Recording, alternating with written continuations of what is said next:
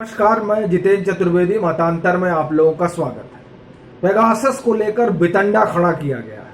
तमाम 50,000 लोगों का उसमें नाम है। हिंदुस्तान में वायर उस पर कई खबर कर रहा है। उस खबर में अगर आपने वायर की और अखबारों की खबरों को देखा होगा तो उन खबरों में एक नाम है जिसकी वजह से कांग्रेस और पूरा लेफ्ट लिबरल जमात जो है वो हैरान और परेशान है। उसी नाम की वजह से उनके रात की नींद उड़ गई है और वो ये सुनिश्चित करना चाह रहे हैं कि साहब पेगासस जैसा कुछ है नहीं, इसीलिए वो कोर्ट में गए। वो ये सुनिश्चित करना चाह रहे हैं, वो चाहते हैं कि सुप्रीम कोर्ट बैठा कोई जांच पड़ताल करा ले और पक्का कर ले कि साहब कोई जासूसी नहीं हो रही है। नहीं तो अगर जासूसी हो रही है तो वो जो नाम उस लिस्ट में है, अगर उस नाम की जासूसी हो रही है तो कांग्रेस भी औंधे मुंह गिर जाएगी और वो पूरी लेफ्ट लिबरल जमात जो मैं एक तरह से कहूं कि कांग्रेस के रहमो करम पर जिंदा है, वो सब गिर जाएंगी भर भरा कर इधर उधर। वो नाम क्या है और दरअसल पूरी कहानी क्या है, उस पर आने से पहले मेरा आप लोगों से अनुरोध है कि आप मतांतर को सब्सक्राइब करें, वीडियो को लाइक करें और ज्यादा से ज्यादा शेयर करें। देखिए, आपने देखा होगा उसमें एक नाम आता है क्रिश्चियन मिशेल के वकील जोसेफ का। अब ये जो जोसेफ है ये क्रिश्चियन मिशेल के वकील हैं और इसी वकील को क्रिश्चियन मिशेल ने एक चिट्ठी लिख कर दी थी, कागज पर कुछ लिख कर दिया था जिसे ईडी ने इसे पकड़ लिया था उस कागज को, जब ये इनकी चिकित्सा जांच स्वास्थ्य जांच करवाने लेकर जा रहे थे। और उसमें लिखा था कि ये लोग मुझसे मिसेस गांधी के बारे में पूछ रहे हैं और उसने लिखा था कि भाई अब कुछ करो, ज्यादा दिन तक ना चल पाएगा ये सब। ये जो है ये उस चिट में लिखा था और उसमें यह भी दावा किया जाता है ईडी के जरिए, उस समय बड़ी खबर आई थी कि दरअसल वो कोई इटालियन महिला है जिनका जो कोई बेटा जो है प्रधानमंत्री बनेगा। अब पता नहीं कौन है, कोई जानता नहीं, लेकिन ये चीज है कि उस कागज में मिसेस गांधी के बारे में उन्होंने जोसेफ से कहा था। अब अगर जोसेफ के फोन की स्नूपिंग हो रही है तो वो मिसेस गांधी कौन है ये राज खुल जाएगा और उसी राज पर पर्दा डालने के लिए लोग कोर्ट पहुंच गए और जानना चाहते हैं कि साहब ये तय करवा दीजिए कि जासूसी हो रही है कि नहीं हो रही है।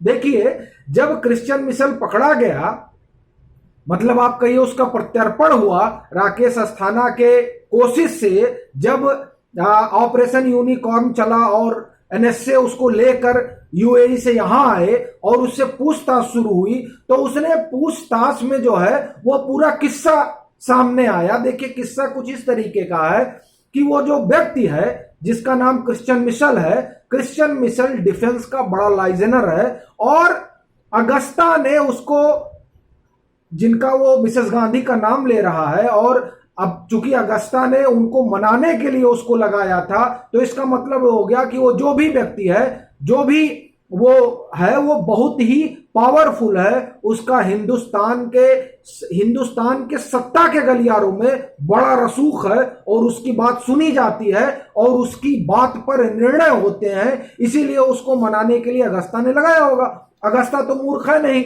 अब उनको लगाया गया मनाने के लिए। एक और साहब यहां सक्रिय थे, जब जहां एयर चीफ मार्शल को पकड़ा गया तो कहा जाता है कि जो दूसरे 2 एजेंटों को सक्रिय किया गया था अगस्ता की तरफ से, एक को कहा गया था कि आप जो है इधर अधिकारियों को मिलाइए उलाइए, जैसा कि दावा किया जा रहा है। अपने को इसकी कोई जानकारी नहीं है, ऐसा अखबारों की खबर है और उन खबरों में यह दावा है।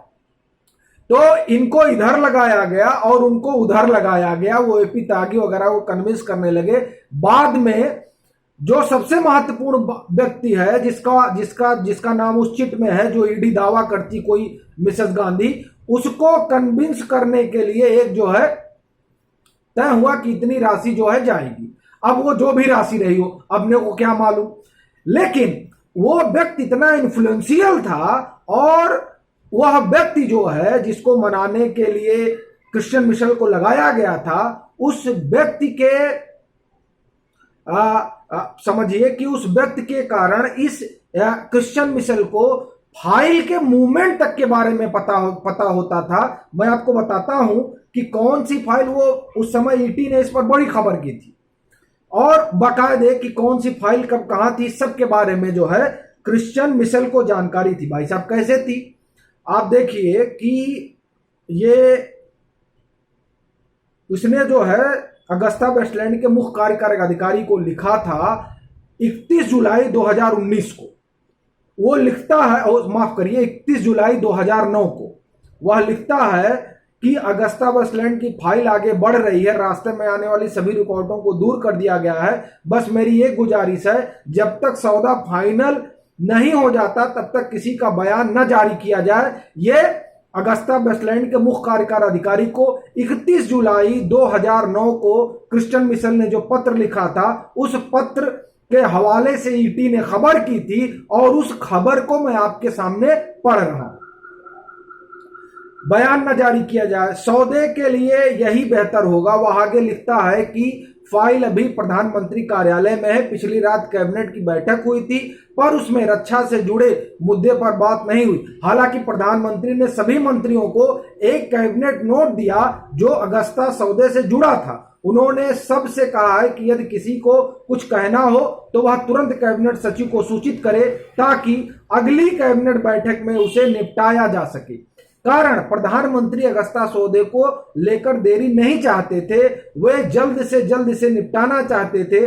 बस जो अड़चन थी वो अड़चन उस समय के तत्कालीन फिनांस मिनिस्टर की थी और वो कहता है कि वो देखिए वो नाराज हो कर रहे हैं कि साहब हमको पता ही नहीं चलता है और जो है आप लोग बैठक कर लेते हैं, ये तो ठीक बात नहीं है। आप देखिए कि ये ईटी में खबर हुई और किस तरीके से इस व्यक्ति को पल पल की खबर है, तो जाहिर सी बात है इसका उस सरकार में और जिस व्यक्ति का नाम इसने चिट पर लिखकर दिया था वहां तक इसकी पहुंच थी और इस वजह से इसको पल पल जो फाइलों का मूवमेंट हो रहा था वहां तक पता था। यहां तक वो लिखता है, ईटी में यहां तक इस बात की चर्चा की गई है कि मिशेल कहता है अपने पत्र में, एक पत्र और जो है उसको भी मैं आपको, दरअसल किस तरीके से यहां पर रूसी एजेंट भी सक्रिय है इसकी भी चर्चा उसने एक पत्र में की है। आप समझिए यह स्थिति है कि जो है 10 जुलाई को बैठक होगी, उसमें 10 अगस्त वो जो उन्होंने 31 जुलाई को पत्र लिखा था उसमें वो जो है एक बार और बताते हैं कि 2 दिन के भीतर प्रधानमंत्री कार्यालय पहुंच गए। वहां प्रधानमंत्री ने तय किया कि 10 अगस्त 2009 को जो कैबिनेट कमेटी फॉर सिक्योरिटीज की बैठक होगी उसमें अगस्ता वेस्टलैंड सौदे पर मोहर लगा दी जाएगी। ये तमाम चीजें जो है उसने अपने पत्र में लिखी थी और अपने ही पत्र में उसने इस बात का भी दावा किया था कि किस तरीके से यहां जो है रूसी एजेंट भी सक्रिय हैं। ये पूरी कहानी जो है ये ईटी ने की थी इसको लेकर, ईडी ने किया, उसके बाद में पत्र वाली कहानी इकोनॉमिक टाइम्स में हुई। अब आप सोचिए कि जब इतना महत्वपूर्ण व्यक्ति है और उस महत्वपूर्ण व्यक्ति का नाम अगर उस संभावित सूची में है और अगर उसकी स्नूपिंग हो रही है तो नाम पता चल जाएगा और नाम पता चल जाएगा तो मामला गड़बड़ा जाएगा। असल बितंडा ये है, ऐसा मुझे जान पड़ता है और इसलिए पूरा सिगुफा गढ़ा गया है, ऐसा मुझे समझ में आता है। नहीं तो ये जोसेफ जो है किस खेत की मूली है जिसमें पेगासस डाला जाएगा। और दरअसल जो पूरा ये 10 दिन 15 दिन से जो पूरा बवाल चल रहा है वो बवाल दरअसल इसी नाम की वजह से है। और ये जो कोर्ट लोग पहुंचे हैं ये दरअसल ये कंफर्म करना चाहते हैं कि पेगासस जैसा कोई मामला नहीं है और तब ये लोग शांति से बैठ जाएं।